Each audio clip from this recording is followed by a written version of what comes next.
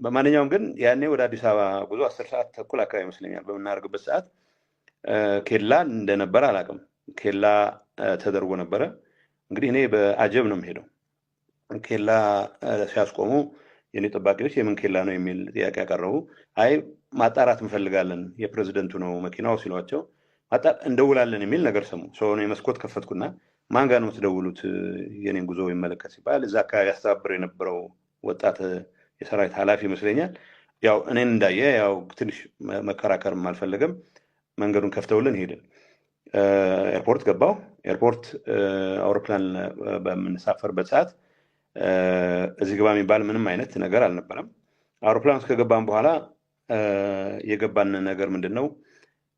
የዛ አካባቢ ይህን ኃላፊነት የወሰደ ከፍተኛ የሰራዊት ኃላፊ እንዴት ታሳልፉታላችሁ የሚል ደንፍቶ ፓትሮል ይዞ ኤርፖርት ድረስ እንደመጣ አላሰማን።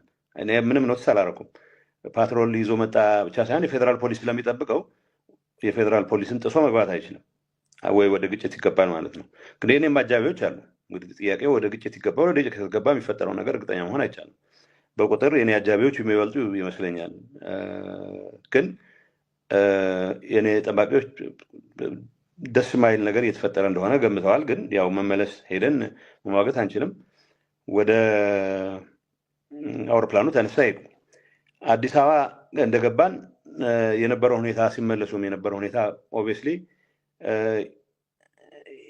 ኬላው ዝም ብሎ ተራ ኬላ እንዳልነበረ። በነገራችን ላይ ምንም አይነት ኬላ መንግስት ሳያውቀው መቀመጥ አይችልም። እዛ አካባቢ ላይ የጦር ኃላፊዎች ብቻቸውን ያደርጉትም አይደለም።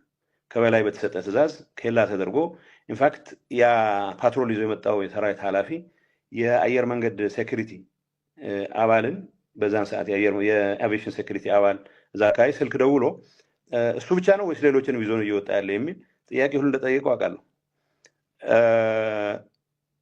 ሰው ከዛ በኋላ ያወቅኳቸው ሌሎች መረጃዎች ግምት በማስገባት ምናልባት ጫን ያለ ስራ የመስራት ፍላጎት እንደነበራቸው፣ ግን እንደዚህ አይነት ኃላፊነት የጎደለው ተግባር ግን ምንም ነገር ባይፈጠርም ጭምር እጅግ አደገኛና ተቀባይነት የሌለው ተግባር እንደሆነ ብቻ ነው የማውቀው።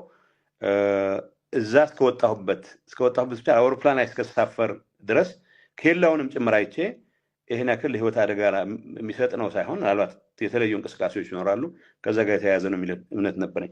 ከወጣሁ በኋላ የእነሱ ደጋፊዎች የሆኑ ስለማምለጤ በተደጋጋሚ ሲያወሩ ስሰማ ግን ምናልባትም ማምለጤ ነው የገባኝ። ማምለጥ ሀሳቤ ማምለጥ የነበር ባይሆንም ደጋፊዎቻቸው እነሱ የሚከፍሏቸው የሚዲያ ተቋማት ስለማምለጤ ሲያወሩ ምናልባትም